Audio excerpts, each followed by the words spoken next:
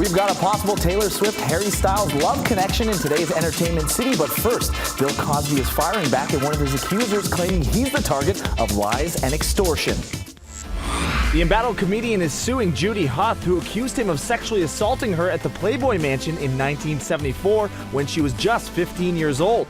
Cosby's lawyer claims Huth tried to extort $250,000 from Cosby before filing a lawsuit earlier this week. The comedian is demanding dismissal of her civil lawsuit, the first one filed against him since the recent wave of public accusations by more than a dozen women. Regardless, the allegations have damaged Cosby's public image. Yesterday, U.S. Navy officials revoked his title of Honorary Chief Petty Officer, and more of his stand-up comedy appearances were canceled. Could Taylor Swift and Harry Styles be reuniting? Word is the famous exes were spotted together at a party after the Victoria's Secret fashion show in London on Tuesday.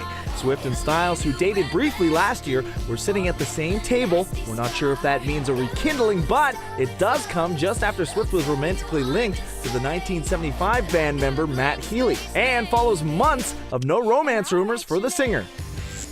It's official, Benedict Cumberbatch is Doctor Strange.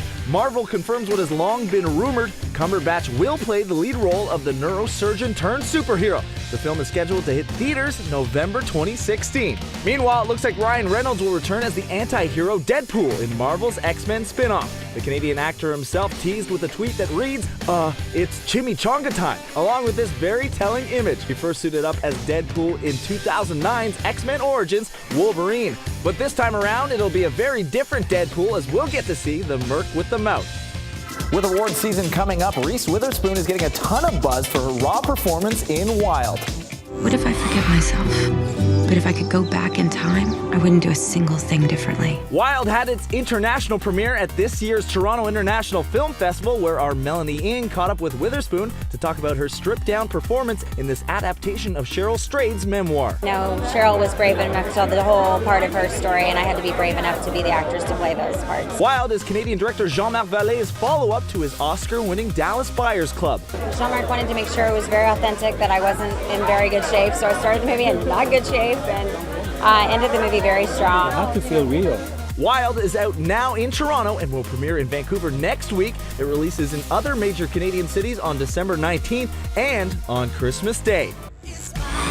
Don't be jealous, but Entertainment City got the chance to catch up with Nick Jonas, who just launched his solo career after massive success as the youngest member of the Jonas Brothers. It's just been incredible to see the song grow. The first radio top 10 that I've had, or any Jonas has had. But we're always brothers, you know. No matter what happens in our career and our lives separately, I think that'll always be intact. Jonas was in Toronto to team up with Duracell and Sick Kids Hospital to power smiles. It's just incredible to see the smiles on these kids' faces, and just trying to bring a little bit of joy, especially in the holiday seasons.